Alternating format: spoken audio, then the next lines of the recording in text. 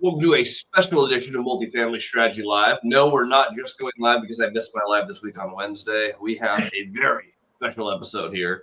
I got Dion. I have Michael Zuber. As a bonus, you guys also have me, but we're all here for these two. We got our speakers for Northwest Action Summit Live, nwactionsummit.com. This event's coming up May 3rd and 4th. Michael Zuber is keynoting. Absolute privilege to have him here. Dion has been one of my longtime local Seattle investor friends. All three of us have different strategies, though I would say of all of my friends, you two have the most similar strategies. Michael, you've obviously scaled a larger business that we'll go into here, but both of you, perfectly to the name, buy one rental at a time. I've done this for a sustained period of time. So we're going to talk about your strategy, talk a little bit about the upcoming event, and we have a bonus.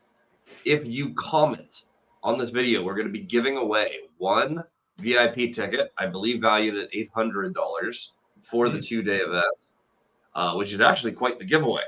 We'll be choosing one person in the comments to do that, and the reveal will be on Monday. So I am recording this call.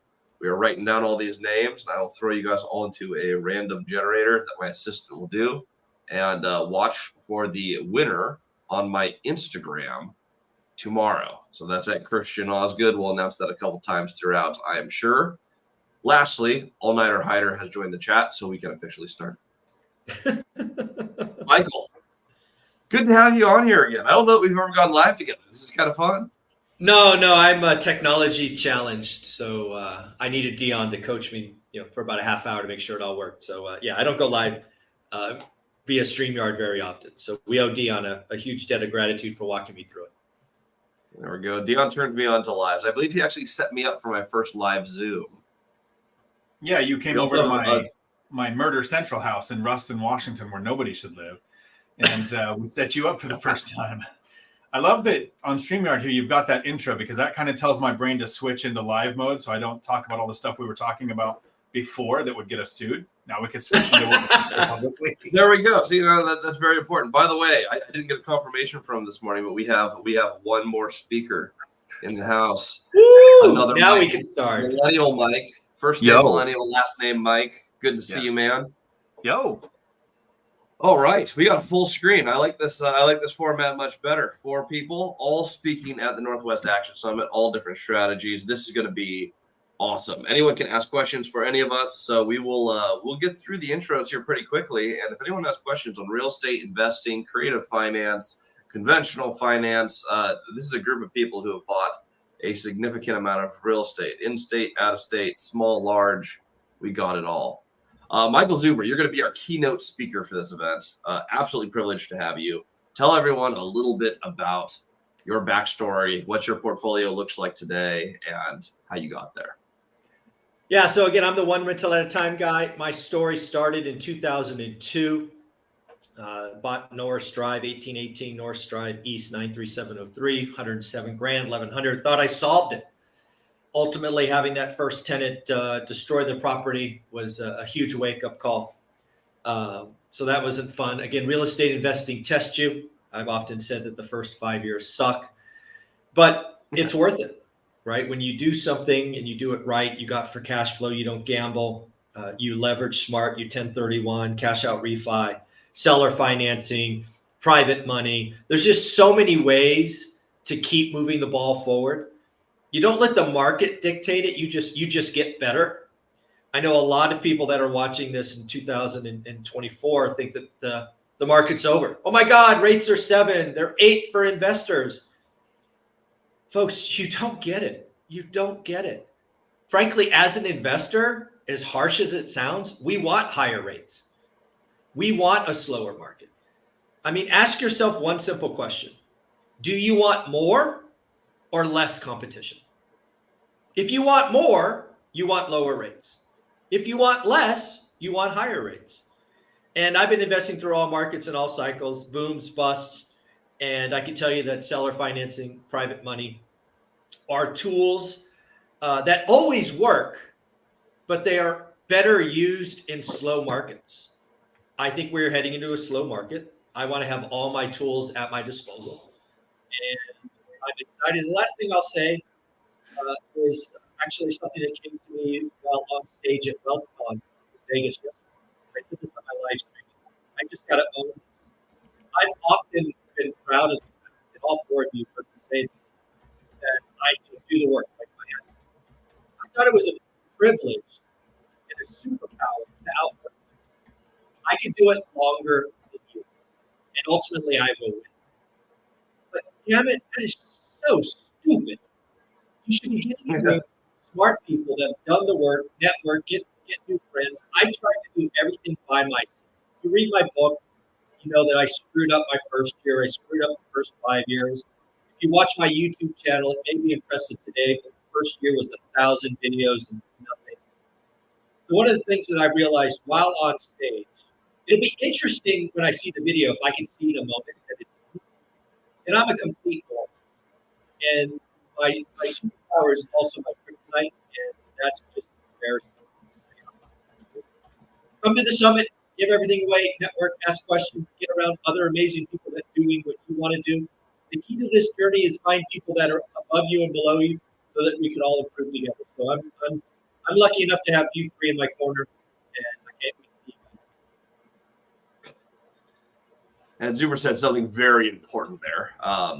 High interest rates, less competition. That is my favorite piece. When I started investing, we happened to be at the the last few months of 3% interest. That's when I got my first duplex. I started rolling. I was like, wow, this is it's easy to cash flow. That's nice. What I love about the higher rates personally is it's 7%. What are we at? Like 7.5-ish right now. If I have a deal that I purchased today and it cash flows on long-term fixed rate debt, and we hold this for a long period of time, it's already a good purchase. Like a good deal today is great. And if there's a point where rates get lower in the next 5-10 years, I have long-term debt, and we can pull all this cash flowing stuff at 7.5% debt. We can pull it all the way down to 5% debt. In addition, like you mentioned, if we do creative financing, we can also just name our own terms. So if someone wants, a prior year's price, we may be able to work on that. Though, side note, if you overpay, you can't just go and adjust into conventional terms. So you can choose an interest rate that makes your deal work.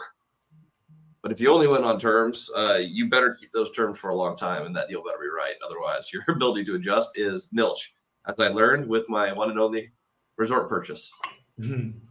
You decide you don't want a resort, but you overpaid for it, you're fairly stuck because your 4% interest debt makes it work.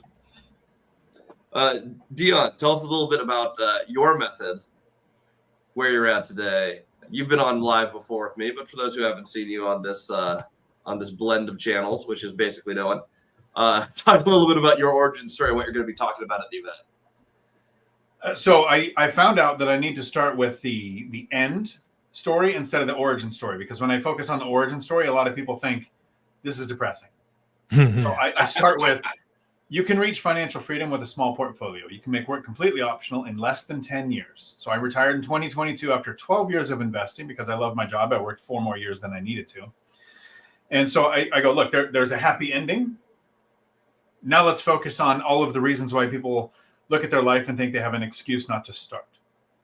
They say things like, I'm too old. I made it to 40 without ever having $1,000 in the bank. They say things like, well, I have kids. Well, I had 3 kids and no spouse. Always been good about keeping custody of kids, never been able to keep a woman around. So weird.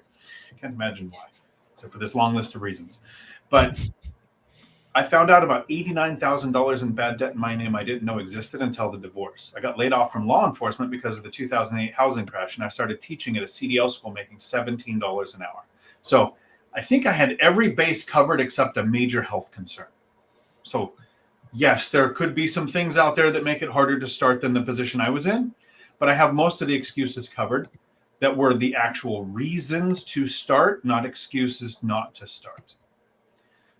An example is house hack. How many times have we heard people say, I can't house hack, I have kids? Like, they were the reason I house hacked. I wanted to not create generational wealth. I think that's a mistake a lot of people focus on. What I wanted to do was the most important thing we can do for our kids, and that is to take care of our own personal finances so we don't become a financial burden to our kids when we're too old to work, because becoming too old to work happens to all of us eventually. And so that's what I focused on. It did take a decade. I found it after 8 years of investing, but in 2018, when I found one rental at a time, and I thought, this is the playbook of how I did this. This was, all my things were from the MLS. All my things were conventional lending. It was one rental at a time, one to the next. Nothing sexy, nothing fancy. Zuber talks about once he had that figured out, then he went into the creative things. With the 2008 housing crash, he realized the housing affordability was so skewed. It was the best time to offload and buy multifamily. Right, he's made all these serious plays, but all of that happened after developing the skill set comes from the really basic, really boring things of studying a market, learning average, saving a down payment, working on your credit score, talking to a lender to find out what your options are, picking a market, picking an asset class, and then actually hunting for deals and closing on them, one every couple of years. And it starts so slow that a lot of people right now think there's no way I can do it in today's market. And they'll think it's the crash bros reason, it's the recession reason. And they'll say things like, well, it was so easy to start when you started, because, Zuber started during the dot-com crash. It was so easy then. And then he went through the housing crash. I started in 2010 and 11 when they said, no one can borrow money.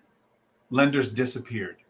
You can only have 4 conventional loans in your name. And the lending criteria was through the roof. And then 2013, when home prices started going above where they were in 2008, everybody said, nobody can buy because this is unaffordable. It's unsustainable. The prices are so high, it's going to cause another crash. In 2015, there was the first, we've heard of it again, the silver tsunami. This was when the baby boomers were going to start retiring. Now they're supposed to be doing it again for some reason. And that was going to flood the market and cause a housing crash. In 2018, just like now, interest rates were above 6%. And everybody was screaming that nobody can buy a rental when rates are this high. It's impossible. In 2020, we had a pandemic, an eviction moratorium, a rent freeze, the start of forbearance, and all the reasons why you shouldn't buy a rental. And in each one of these years, I purchased a duplex or a fourplex or a triplex. And then in 2021, people were screaming, forbearance is ending. Everyone's going to go through foreclosure. No one can buy a rental. 2022, interest rates triple. 2023, it's the start of the recession. Every single year since I've been born, there's been a reason nobody should start investing in real estate. And that's why I've taken on the personal job of convincing people it's possible. Dude, I had a lender who convinced me not to buy in, I was looking in Boise, Idaho area in 2010. And he's like, dude, the market's already starting to recover. You do not want to buy right now. So I was like, okay, fine. I won't do that. It was like when I turned 19, I was talked out of investing by a lender. For those who know my story, I then partnered with a 19-year-old many years later. So go figure. You want to buy real estate or be an investor, there's only one way to do it, which is to buy real estate. It is not watching a live stream. It's not watching YouTube. It's not reading a book, though all of those things are great and all of those things will help you. Nothing replaces buying a property. What you will actually learn when you buy that first deal will set you up for the future. General law, within 5 years of buying your first deal, a lot of people either find financial freedom or are significantly on their way. But that countdown does not start until you buy a deal. Mike, you buy out of state, which is a little bit different than most of us. I mean, I buy a little bit in Texas, but I'm very new to the out-of-state investing. We have the king of Gary here. Crime rate is 0. High cost of living. Talk to us about your investing strategy and what has you investing in what was it at one point? I don't know if it still is known as like the murder capital of the U.S. The 1993 murder capital of the country. It was a good year for us. We have the banner hanging in our stadium. But yeah, so you may ask yourself, if we go with what Dion said, right? He said, why don't we talk about the end instead of the beginning? Because the beginning is depressing and we all have different beginnings. if I talk about the end, where I'm at right now is not the end. But if I look at where I'm at right now, 5.5 years into investing in real estate, I'm at $7,000 a month in straight profit. Now, $7,000 a month may not seem life-changing to you. It's $84,000 a year. It's well on my way to replacing a six-figure income with real estate, which is what I set out to do when I started my channel 6 years ago, and when I got my first rental property 5.5 years ago. I wanted to see if Mike, I want to stop you for a sec. I want to hear from the audience. How many people in the audience, $7,000 is life-changing? He's playing it off like it's nothing. I know lots and lots of people that if they had $7,000, they would be done. Mm-hmm. So I want to hear from the audience. Who'd be done with $7,000? Let us know in the comments below. Sorry, Mike. No, you're good. You're good. And the reason I have to play it down is because I'm sitting amongst people who are doing significantly better than $7,000 a month. But the reason that I bring it up is because, like Zuber just said, if you do imagine what your life would be like if you had just an extra $7,000, would you be willing to put in the work to invest for just 5.5 years of making sacrifices and pushing to get yourself to a point where you had $84,000 extra a year on top of what you're already making? That might be life-changing for you. That might be enough for you to just straight up retire and be done. For me, it's not quite yet. I'm getting close. But yeah, as Christian said, I invest at a distance. I looked around my local market of the Seattle, Washington area, and I said, you know what? Other than the house hack I currently live in, it's really expensive here. I grew up in the Midwest.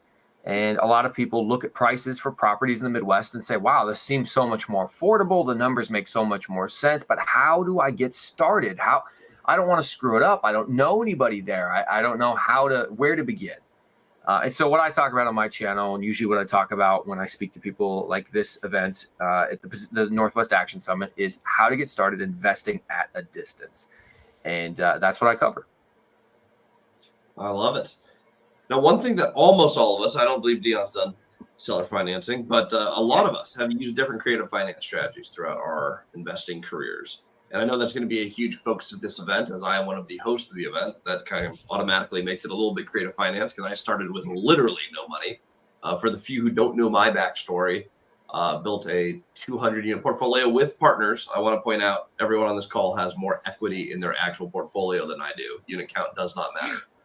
However, built a couple 100-unit portfolio using creative finance over the last 4 years, starting with the duplex, second duplex, 38plex. And what I found is that units or buildings with more units make more money. So if you know how to do your math, you can spot a good deal. Generally speaking, bigger is better. Also, if you're brand new, don't start with a 100-unit building. Just because bigger is better does not mean that you want your mistakes and your stupid tax multiplied by 100x. It is okay to start small. Start where you're comfortable. And I say go a little bigger than that. If you're comfortable with a duplex, buy a fourplex. If you think you can take on a fourplex, try pushing for a 10-unit building. It's not that much different than running a 4-unit building. Different type of financing. I think a little bit easier to control your value add because of the income approach. But pushing to larger helped me scale quicker. Creative finance we do a lot of. One thing I've heard Michael Zuber talk about, which I actually have not done myself, it was a 50-40-10 strategy that you were talking about with seller financing. We're going to open up for questions, but this is something that I have never done. I am very curious to hear more about that. Michael, what is a 50-40-10 strategy when we're looking at creative finance? Yeah. So one of the things about seller financing is most people think it's always the first, right? I'm going to get the seller carry first, which I've done, and it is amazing. But when we are heading into a slower market, you need to realize you need more tools. And the 50-40-10 is an amazing Swiss Army knife that if you are, let me think about this. So like getting a seller to take a first is like high school. The 50-40-10 is a PhD. Because it allows you to do so many powerful things. First and foremost, it allows you to get into a deal with 10% down. If you're an investor today, that should sound crazy to you because investor loans today at best case are 25% down. Many of them are 30% down. So again, we're talking about getting in with high leverage. Now, a lot of you hear high leverage and go, you're crazy. There's nothing there. Well, step number 2 is you can structure a blended below market interest rate. Okay, what the hell does that mean? Well, you're going to get a 50% loan from somebody who does a 90% CLTV, Velocity Mortgage, Stephen Dow on my channel every week. His company does that. So the 50% is going to be expensive. Let's just call it 10%. But here's the magic. The other 40 is going to come from the seller in second position. And I have done this repeatedly. I can get sellers to take 40% at 1%. Now, if you take 50% of your mortgage at 10 and 40% of your mortgage at 1, your blended interest rates in the high 5s or low 6s. That, if you haven't done the math, is below market interest rate for commercial loans. And, oh, by the way, because Velocity Mortgage does this, you can get 30-year fixed rate debt if you want it. It's not 5-year ARMs. It's none of this, oh my God, hope and pray nonsense. So again, the 50-40-10 is a crazy Swiss Army knife. It is going to be extremely powerful. Now, the last thing you should be asking yourself is, all right, Jokester, you said 1%. Why would somebody do that? Well, lots of reasons. If you're selling today and you're a tired landlord and your property is not perfect, you're going to get disrespectful cash offers from guys like the four of us. You might take it if you're tired and frustrated enough. But let's say you're going to try to buy a fourplex. And a year ago, that fourplex would have sold all day long for $500,000, right? Because there was no supply and demand was crazy. Today, because it's crazy and it's low, you might get, I don't know, 4.25. But it's tired. You're not going to get conventional financing. So you're going to get guys like the four of us offer 310, 315. Mm-hmm. However, what if I offered 450? But you had to take 40% of your money back in a 1% note for 30 years, right? So again, then you need to talk about the benefits of seller financing, delayed taxes, right? You can spread your taxes, you maintain income, you get rid of the headache. So the 50-40-10 is the PhD of seller financing. I will go over it in more detail at the event. I will give Stephen Dow's email. We have a deep dive video on it. There's just so much power in it. So again, the beauty of seller financing is it doesn't have to be a first. It can be a second. And when you're really good at this game, that's the secret unlock. My very first seller financing, little be known, was a seller second. They took 10% back on the third property I bought. It was the only way we get that deal done. So I've been doing seconds with sellers for 20 plus years. Wow. And that's something that I get on my channel all the time. Why would a seller go into second position? And people really struggle with, so you're putting 10% down. You don't have a ton of skin in the game. You have some, but you don't have a ton of skin in the game. How do you get a seller to do this? How do you actually go through that negotiation? There's going to be awesome things to talk about at the event. Mm-hmm. And if you guys want to converse with us more there, VIP tickets, there's a bunch of other stuff in there where you can interact even more with the speakers at the event. Speaking of, I'm going to answer some of the questions in here. Martin Properties asks, how do we get a chance to win? So we're giving away a VIP ticket today. For those who are just joining now, congratulations. This is like $800 of value that you could win. One winner will be randomly selected. I will announce that tomorrow, both live on YouTube and on my Instagram at Christian Osgood. So I'm recording this. All you have to do to qualify is post a comment here, because I am tracking everyone who posts a comment. That is the only way that I get your name. It's not because I don't love everyone else who's watching. It's that I have no idea who you are unless you comment. So post a comment in here. If you want to be really kind, also like this, because I believe that makes more people see this. Or maybe don't, because that's more competition for you. Depends on how you want to game this. But if you appreciate us, drop a like in here.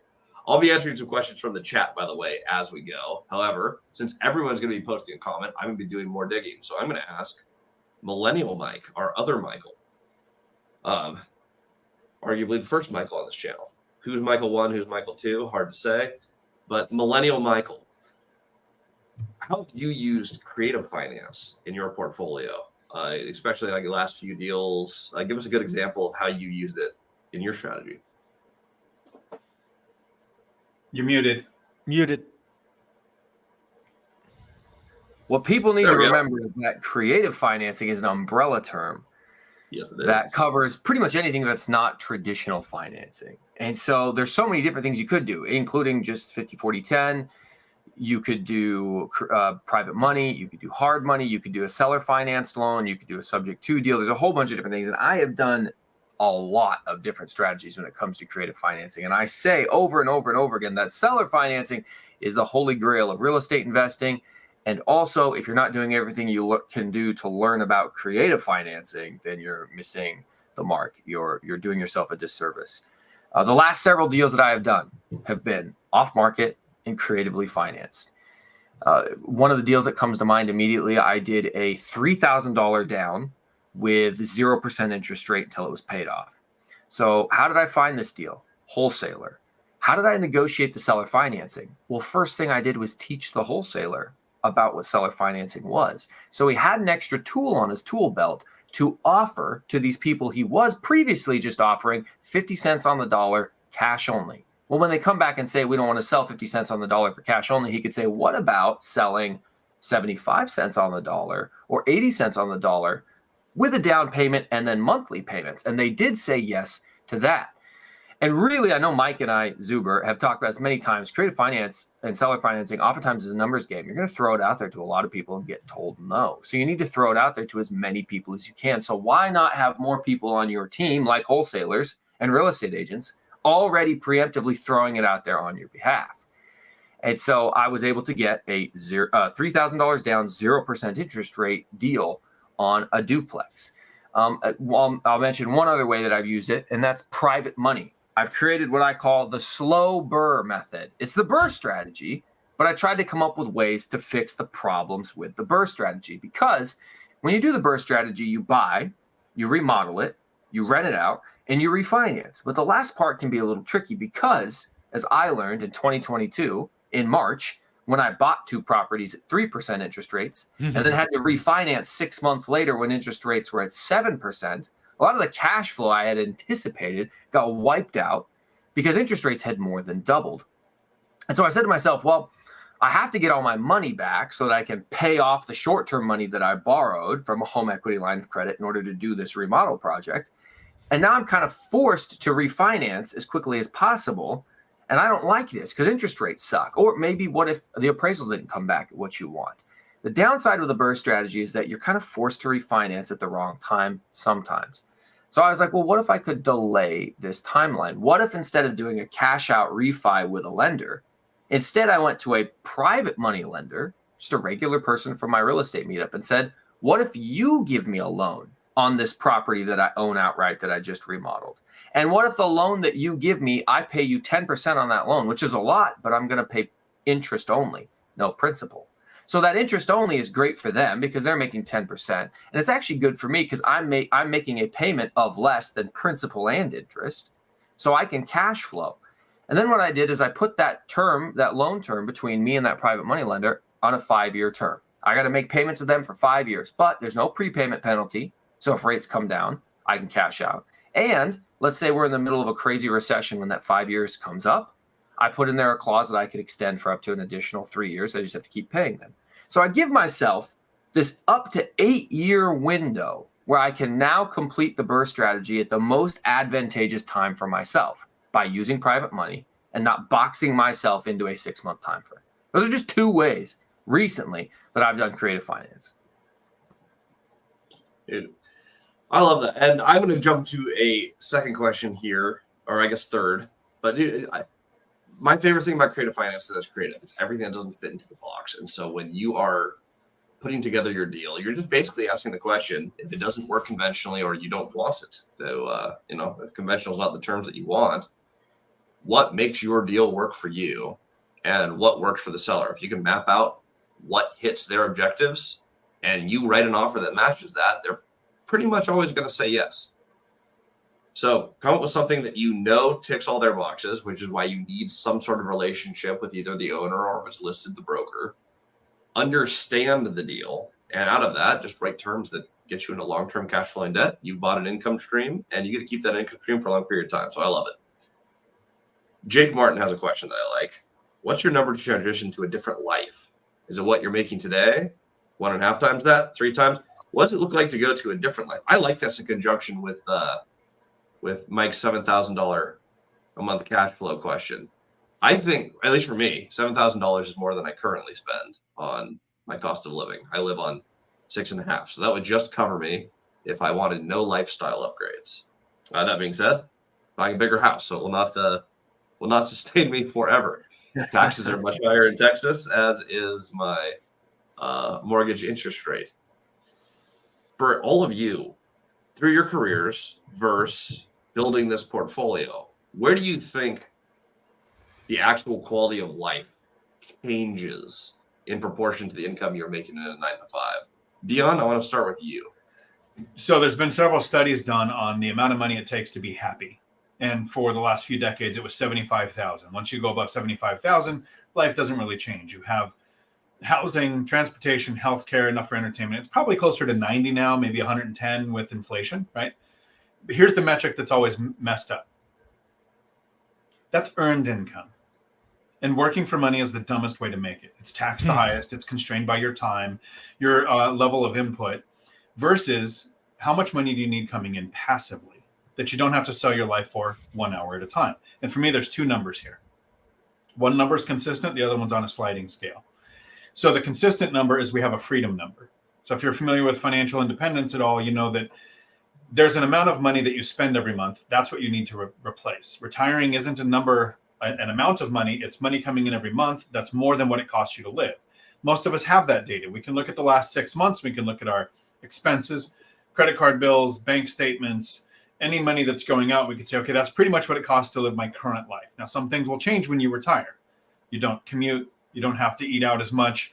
You don't have the expense of ongoing training for work or whatever it is. The only thing that actually goes up is probably healthcare. You're no longer paying high taxes. You're no longer saving for retirement, but healthcare is going to cost a little more. So you can figure out what your freedom number is, but that's not when you retire. An example, Christian, you said, you spend less than 7,000, but you wouldn't retire if you were making 7,000. I spend around 4,000 a month. I passed 4,000, wouldn't retire. So that's the first number, is what's your freedom number? This is when work becomes optional and you might be able to take a different job without having to worry about how much you're making. The actual retire number for me is a multiplier of your freedom number.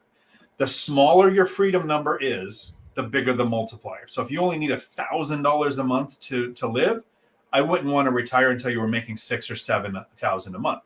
I needed 4, so I went with a 4-time multiplier. When my cash flow passed 16,000 a month, I felt stupid going to work.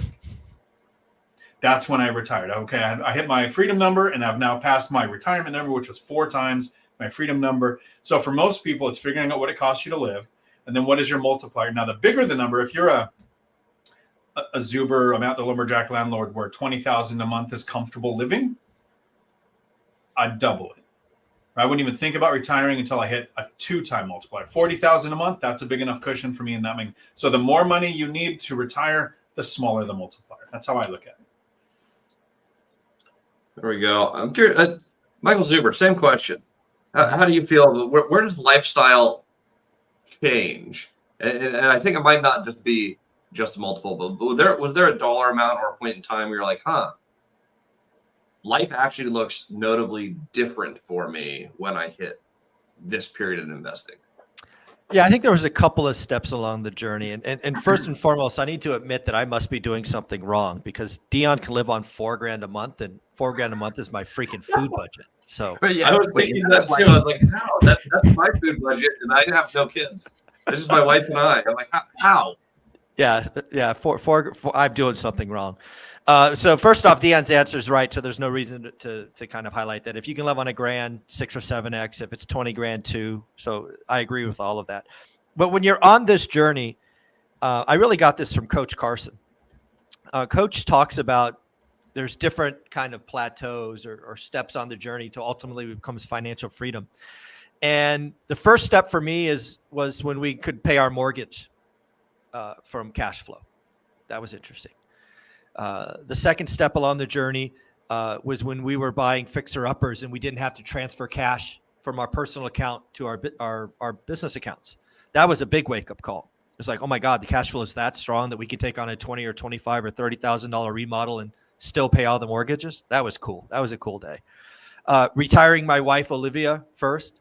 Again, we're very conservative, so we took her paycheck, put it in a separate account that we ignored, and made sure that we could live off what we had already for a year, which we did, and then she retired.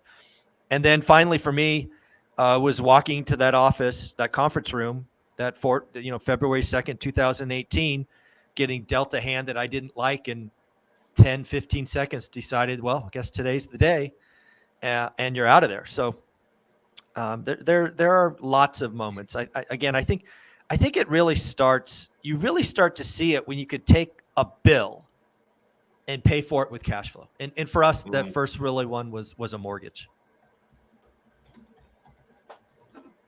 Yeah, I was just thinking, you guys did it. You guys all did it way smarter than me. I bought a duplex and I was like, screw it, I hate working. I'm retiring and going full-time real estate. I have no income. I was like, this is definitely going to work. That was probably not the goer. It worked, but that's success does not guarantee future success. That was probably not the most stable way to do it. I like the Dion method better. For sure. If you're looking at leaving your 9 to 5 and you can stand it, I literally COVID hit. I was like, I'm an outside sales rep. I'm not selling from inside. This is stupid. I'm an investor now. I got a duplex. I'll survive. That is probably not the way to play the game. But I have noticed in my life, as I've been able to cover different bills, the big one for me, like Mike retiring Olivia, retiring my wife from teaching. That was life-alteringly different. When I could cover her salary and she left teaching, she just started working in all of my companies. So she works the same hours, but I get to see her like 16 hours a day.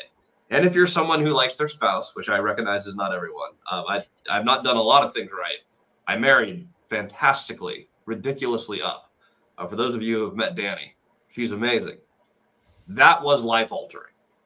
I am building a house in Texas. Theoretically, that should be life-altering. It's 4 times the size of my house and cost about the same because Texas. But, oh my goodness.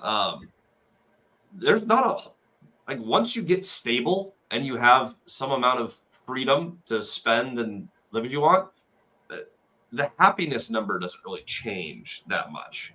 Living a different life for me will be living in a larger house in Texas, which is also less than half the size of Lumberjack Landlord's house. He just told me his square footage. I was like, oh, good. My house could fit on the lower level of your house. That's good to know. It's only 8 times the size of my existing house.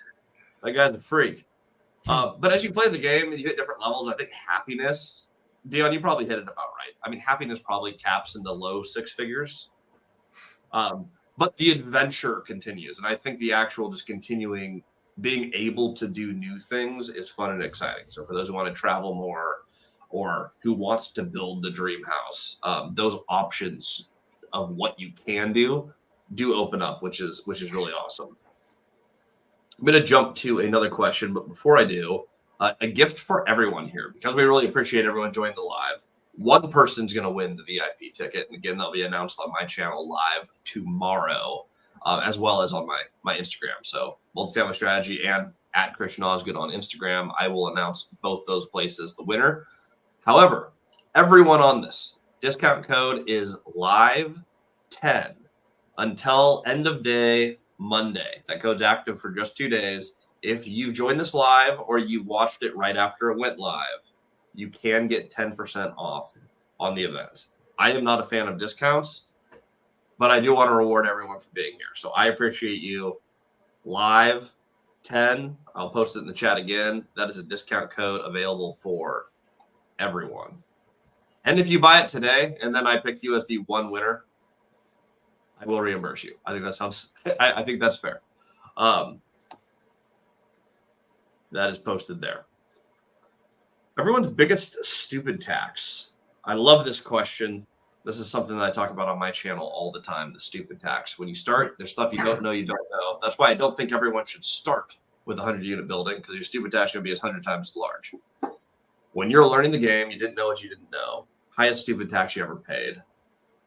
Millennial Mike. I'm curious what yours was in your out-of-state investing career. It could be monetary. It could be emotional stupid tax. But what did you pay and what was the lesson? Well, I mean, Dion knows what my biggest stupid tax was. That's not real estate related, but it certainly impacted my finances, certainly impacted my well-being, certainly impacted the trajectory of my life. And this actually might be a good topic to cover because a lot of people ask how to get their partner or their significant other on board. And we have 2 people in this conversation, both Zuber and Christian, who have wives that are involved, who are unbelievably supportive, who made all the difference in their journey. And then there's 2 people like Dion and I, who are both police officer / retired police officer who did not do so good in that department. And if I truly assess my life, what is the worst mistake I ever made? It was not picking somebody supportive, not picking somebody who had the same goals as me, ignoring a lot of red flags because I was young and dumb. And that has slowed me down significantly, cost me probably millions. I mean, just in attorney's fees to go through custody battles alone, that was, $80,000 on time. And I was spending that money on custody battles and divorce fees in 2016, 17, when I could have been buying premium real estate that now would be worth double, triple, quadruple what it was. And I knew about real estate at the time, and I wanted to invest in real estate at the time, except I was slowed down because I had to take care of those personal things. So not a real estate answer, but certainly real estate related because of how it affected me. You got to pick the right person or do what I'm doing now, which is kind of just resolved to get myself to the end of the journey by myself and then turn around and see if I can find somebody. Because asking someone to make those sacrifices with you is very tough. And again, both of you, Christian and Zuber, have wives that are just straight W's. They were for the journey. But a lot of times we get this question a lot. How do I get my partner convinced to do house hacking with me? They don't want to downgrade to a duplex. They want to live in their own. I mean, there's so many struggles that you have by not having the right person. So that would be my stupid tax. I picked the wrong one. And that's why I'll only marry Dion from now on. For the tax benefits, of course. That'll be quite the wedding. The turnout for that will be pretty much everyone in this YouTube chat, I'm pretty sure. Yep. Weird. Zuber, what did you do in your marriage that has made it successful as a partnership for you? And in relation to your portfolio and building, how have you and your wife done that successfully together? We communicate on everything, right? We communicate from day one, the wins, the losses. We hear each other out. We had a date night every Friday as we were building this, because again, the thing that we did right is we divided roles and responsibilities. She ran the portfolio, which meant, doing approvals and bids and accounting and, all of that. And I was finding deals and securing capital.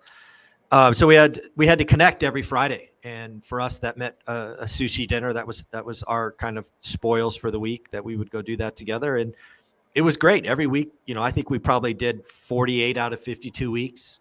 We had that conversation because, again, I was traveling all over the world. So it was a way that we could connect. It's communication. Same answer for folks getting started. I get this question all the time. Again, I was lucky that Olivia was on board day one. I get it. But you got to remember, a lot of folks today that are hesitant, they have some really deep wounds. What do I mean by that? The 2008 to 2012 crash scarred a lot of people. A lot of people, even if they weren't hurt personally, their family members were hurt. There's some scar tissue there. And if you're the spouse or the significant other that wants to go for it, you need to sit down and listen, right? Because if you don't understand the wound and you just try to run through it, it's not going to be fun for anyone. So communicate. I agree with that. And I had the same bonus, and it is very fortunate. I remember when I was talking to my wife about, should we buy this 38 Plex with this, at this time, 21-year-old? Cody's like, dude, we need to buy this. There's a homeless camp on the back. I'm pretty sure there's a problem with the electric, and the septic is definitely shot. We should buy this deal. I'm like, that seems like a big jump from I have 2 duplexes to let's take on a massive value add project that people have run away from for 12 years, on the market for 12 years. And I talked to my wife about it. I'm like, I like the numbers, and I think we need 2 young guys who are stupid enough to want to do this hard project, and there will be $1 million made here. I really think that this makes sense to me.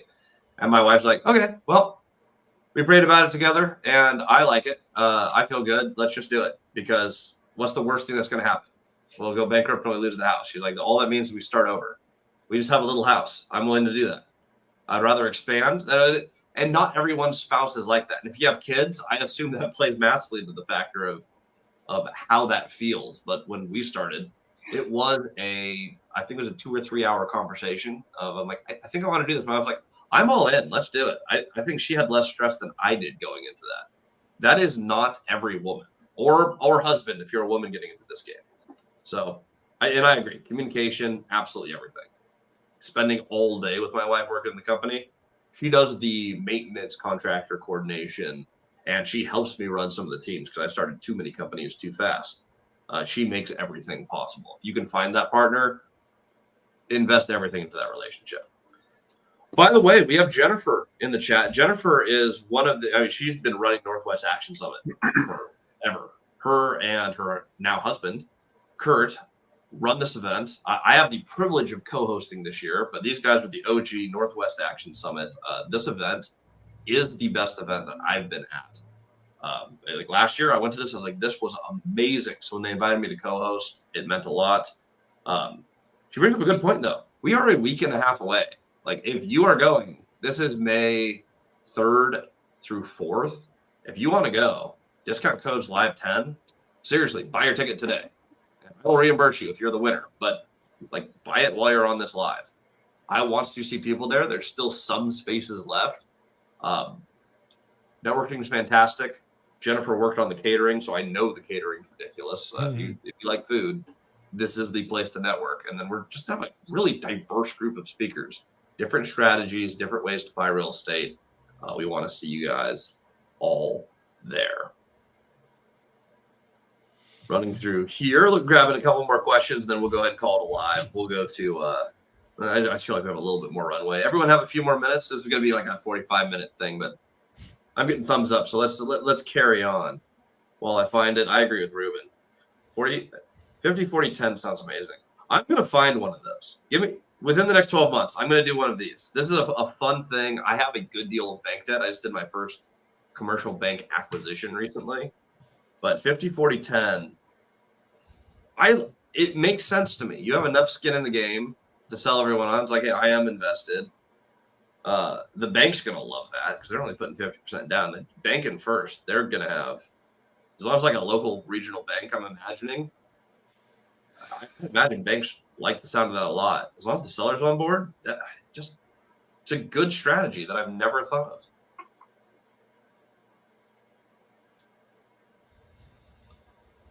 Dion, by the way, I'm curious for you. What was your stupid tax? While I sort through the questions here, Sure. I'm curious. Well, it definitely wasn't my marriages. I'm not on the same with Millennial Mike on the marriages being my stupid tax. I think a lot of people talk about, I wish I can go back to when I was a kid or a teenager or 20 and tell myself these 3 words to change my life. And it definitely would have been avoid any of those because remember, a successful marriage ends in death. So I'm kind of glad I never had a successful one of those.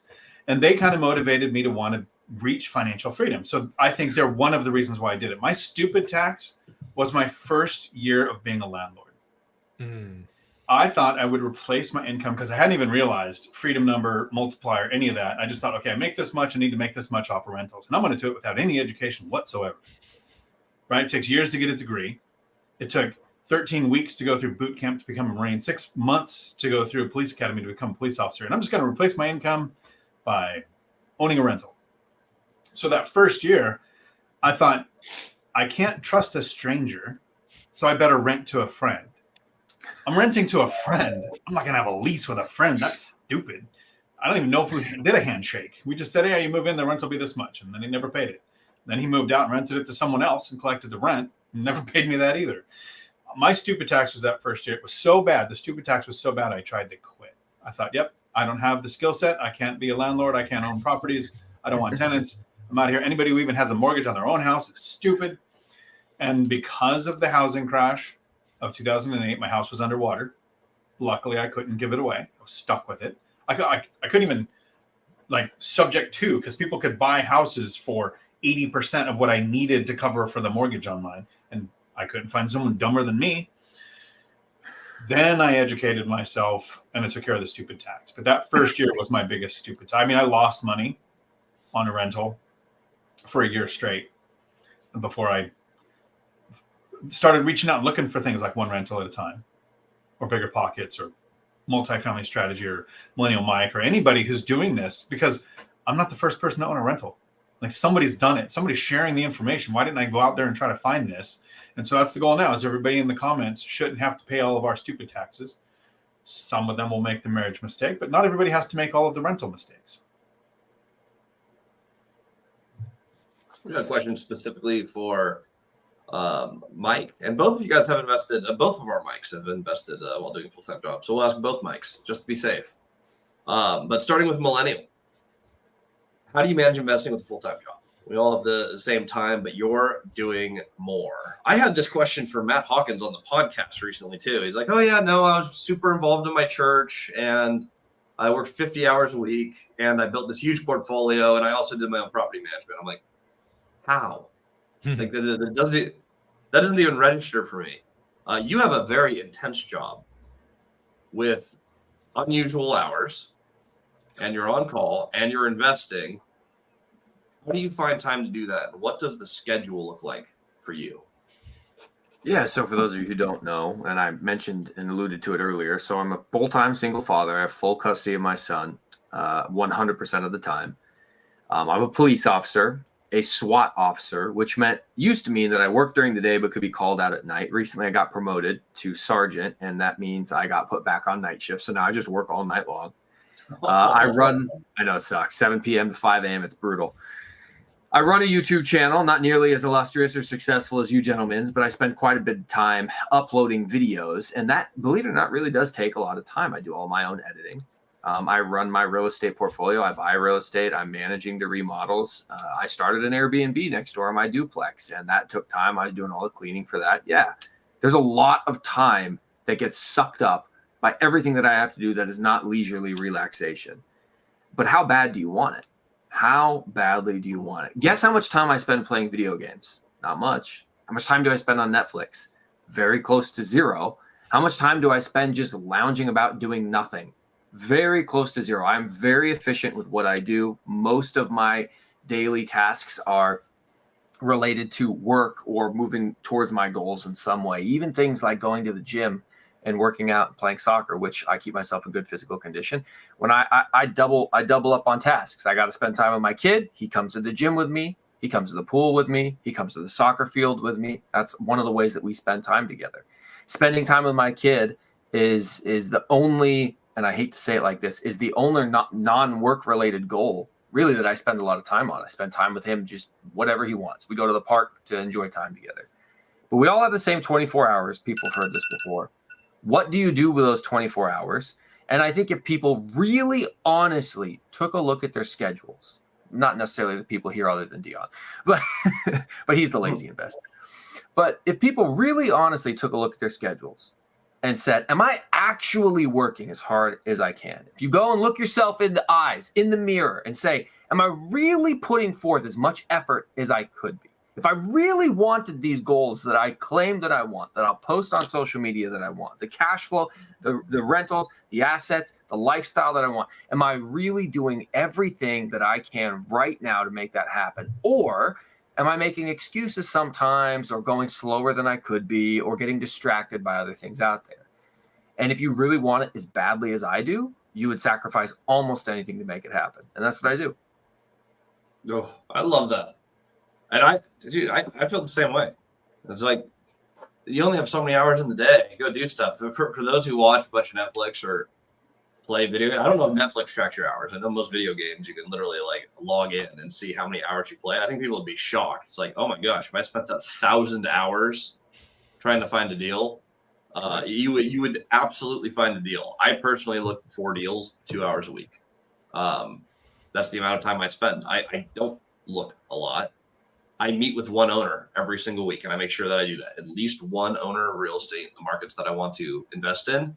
I meet with one person every single week, and that is enough to build a portfolio. If you took 1,000 hours out of your day, or gosh, Netflix, I mean, most of you probably have 5,000-10,000 hours logged into that, if not astronomically more.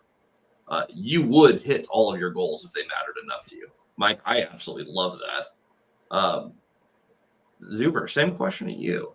Full-time job, because you worked that for quite some time in the tech field, if I recall correctly. Mm-hmm. Tell us a little bit about what your schedule looked like. And again, I mean, you have a sizable portfolio today. How did you do Yeah. that? Yeah, it all starts with realizing you have to give up control. So we invest in a market that's 2.5 hours away, some place we never lived. So we had property managers since day one. Since we bought North Drive, we had property managers.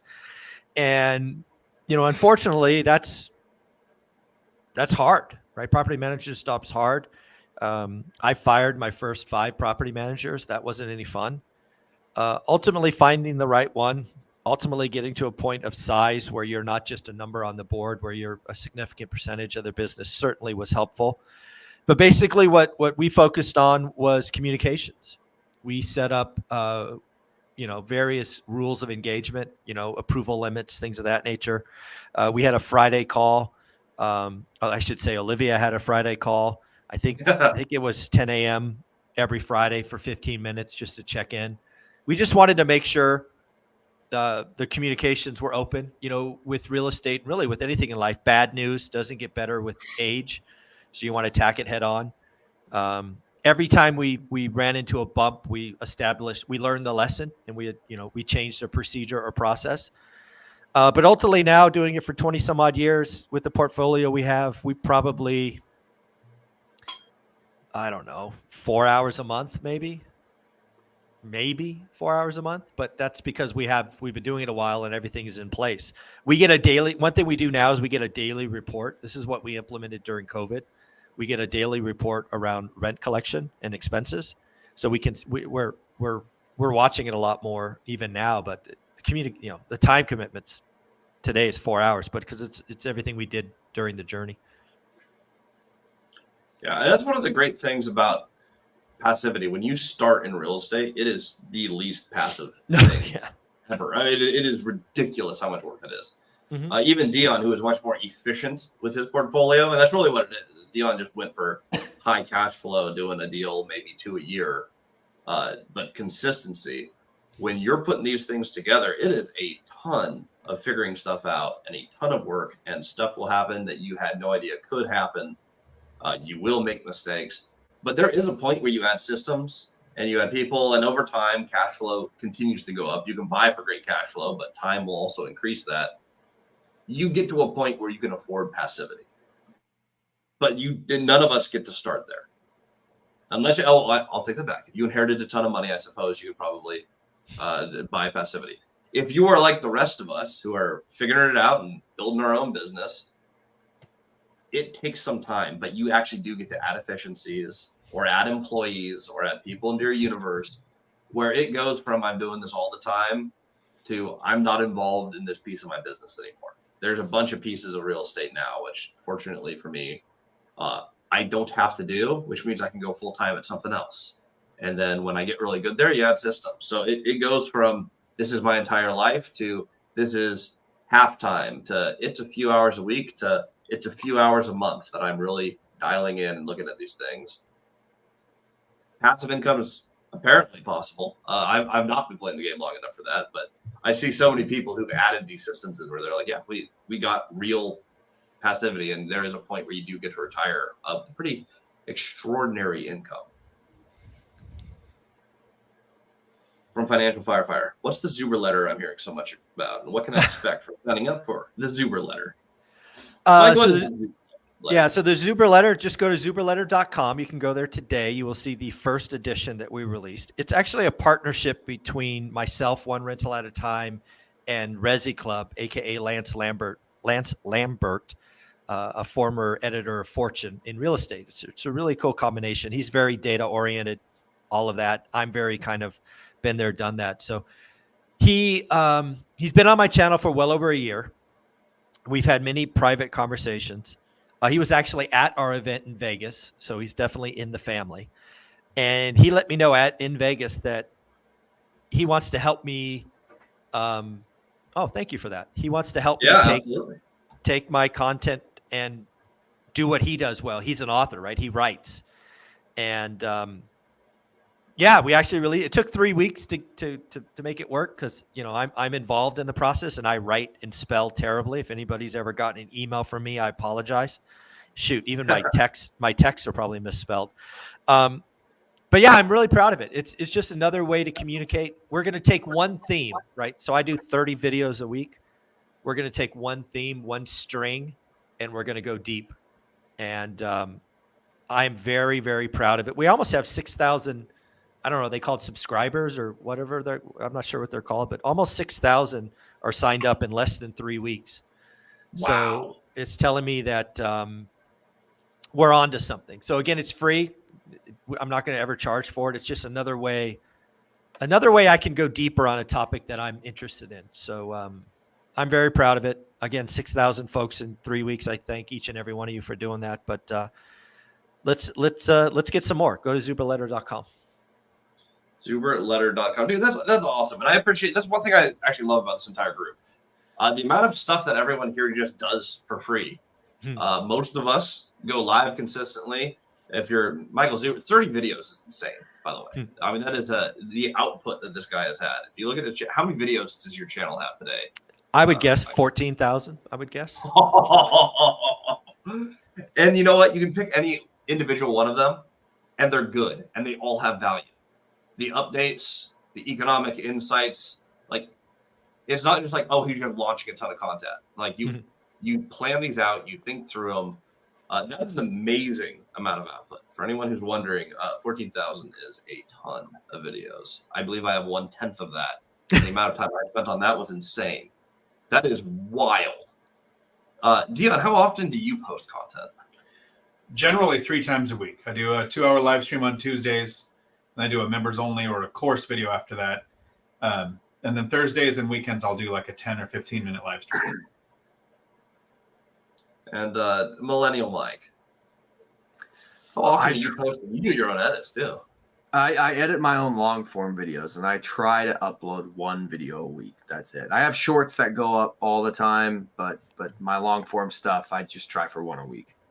Let's not forget that Millennial Mike does something for my channel that goes unnoticed. He goes through all the comments, and he and I try to do 1 video a week where he brings all the spicy, the heated, the more in-depth questions. So he's playing it low key. He does a lot for his channel and mine. So kudos for that. It's true. Oh, we appreciate all of it. And there'll be much more live at the event. So we will wrap with this. Again, if you just logged in, there's a discount code, live10. And you can go to, I'll actually present it here. Let's see here. Screen share, and talking and clicking is not my specialty. So there we go. Northwest Action Summit. This is the event that we're talking about. Michael Zuber is our headliner, but all of us will be there, either speaking on panels, having our own presentation. This is something that I have the privilege of co-hosting, but we are talking about all things real estate over 2 days. Huge emphasis on how to find the deal, how to fund the deal, either creatively or conventionally. We would love to see everyone there. If you watched this live, either today or anytime through Monday, the code is in the comments. It's also live10, one word, live10. You get a 10% discount if you buy it. Now, if you're waiting to win, anyone who posted a comment here, and I'll keep this rolling for another minute so everyone can post. If you posted a comment, we will randomly select one winner at 3 p.m. Pacific Standard Time tomorrow. I will go live on my channel and on my Instagram at Christian Osgood, and I will announce the winner. We'll pick a winner and a backup in case the person doesn't respond within 24 hours. But look for that tomorrow. If you buy your ticket and you win, we will absolutely reimburse you that ticket because you win a VIP ticket that will be valued at, it's around $800. Book your tickets here at northwestactionsummit.com. This thing, we're like a week and a half away. I think we're just under 2 weeks. So if you're coming to this, like, book your flights, get out here. We will see you in Vancouver, Washington on the 3rd and 4th. Group, thank you everyone for spending an hour with me Sunday morning. For those who don't know, the one thing that I like about financial freedom, I get to choose my wake up time. However, for you guys, I will wake up at 8. I moved my schedule to 9. I'm like, I'm going to wake up at 9. No meetings ever start before 9:30 unless it's for you all. So I appreciate seeing you all here in the morning. If you want more of this, we'll see you at the event. Follow all of these channels, especially if you follow Zuber. It's going to be more content than you could ever hope to absorb. But you will learn what you need to do to play the game. There you go. Everybody All right, here in the everyone, have a live, great, if we're still live, head over to the Lumberjack Landlords Live. I put a link in the chat down below. I'll see you there. Nice. Later. Ooh, yeah. Lumberjack is still going. Fantastic investor. If you guys are still on the live train, jump over there. Lumberjack Landlord. We'll talk to you all soon.